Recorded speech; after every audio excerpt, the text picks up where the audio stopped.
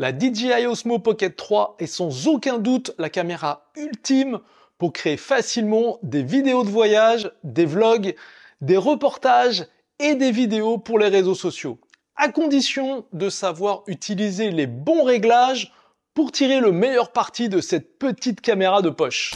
J'ai effectivement trouvé beaucoup d'informations très utiles à ce sujet que je vous partagerai d'ailleurs dans une prochaine vidéo afin de vous faire gagner du temps. Alors n'oubliez pas de vous abonner pour ne pas rater ça.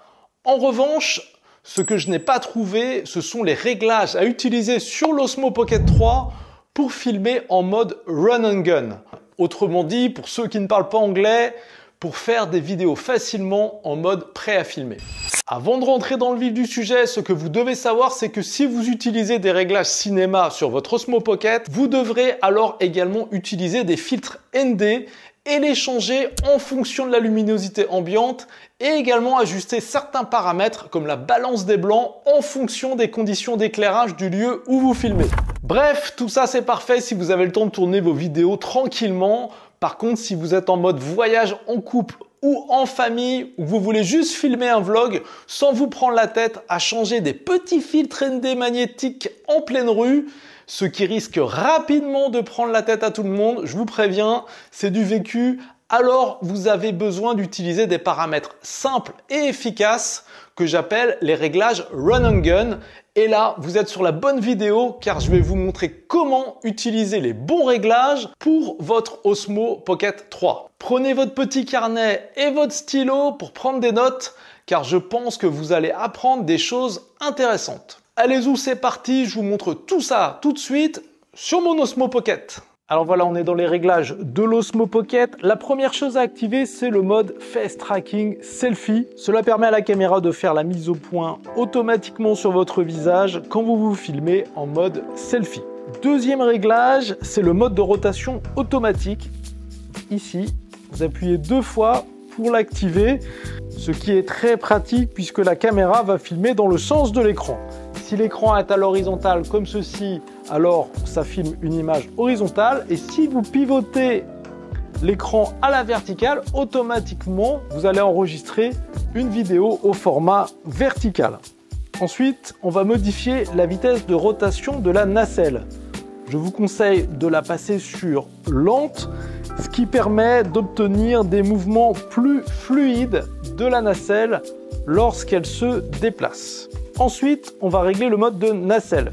Je vous conseille le mode suivre, qui est le mode le plus polyvalent, qui convient parfaitement aux vidéos run and gun et aux vlogs. Donc je vous conseille de sélectionner celui-ci. Maintenant, on va passer au réglage de la qualité vidéo. Pour ça, vous swipez vers le haut et vous allez sélectionner 4K, qui correspond à la meilleure résolution possible avec l'Osmo Pocket 3 et 24 images par seconde qui correspond au standard cinéma. Maintenant, on va passer au réglage avancé. Pour ça, il suffit de swiper vers la droite pour accéder au réglage pro.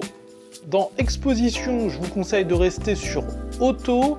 Simplement sélectionner -0,3 EV, ce qui permet de réduire légèrement l'exposition pour obtenir plus d'informations dans les hautes lumières. À droite, je vous conseille de sélectionner la plage de 50 à 800 ISO pour obtenir des images très claires, même en basse luminosité. Pour la balance des blancs, même chose, restez en mode automatique. L'automatic white balance de l'Osmo Pocket fonctionne très bien. Autre réglage, l'effet glamour qui permet d'adoucir les traits du visage, mais généralement ça donne pas des résultats très probants. Je vous conseille de le désactiver.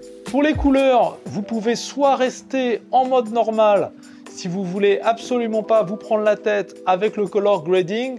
Par contre, si vous avez des connaissances en color grading, vous pouvez passer en mode D-Log M. Pour l'autofocus, je vous conseille de rester en mode continu qui permet d'avoir une mise au point automatique activée. Pour l'ajustement de l'image, je vous conseille de baisser la netteté à -2 pour éviter un effet trop numérique de l'image.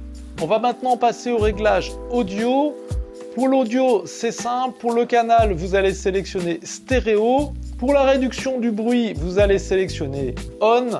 Et pour l'audio directionnel, je vous conseille de sélectionner le réglage tout qui va capter l'ambiance du lieu où vous vous trouvez avec tous les micros disponibles sur l'Osmo Pocket. Voilà, vous connaissez maintenant les réglages pour filmer facilement vos vidéos run and gun avec votre caméra Osmo Pocket 3. Maintenant, c'est à vous de jouer. Prenez votre caméra, sortez explorer le monde et faites de belles vidéos. Avant de partir, si vous avez appris quelque chose grâce à cette vidéo, pensez à cliquer sur le bouton like. Je vous remercie d'avance et à très bientôt pour une nouvelle vidéo.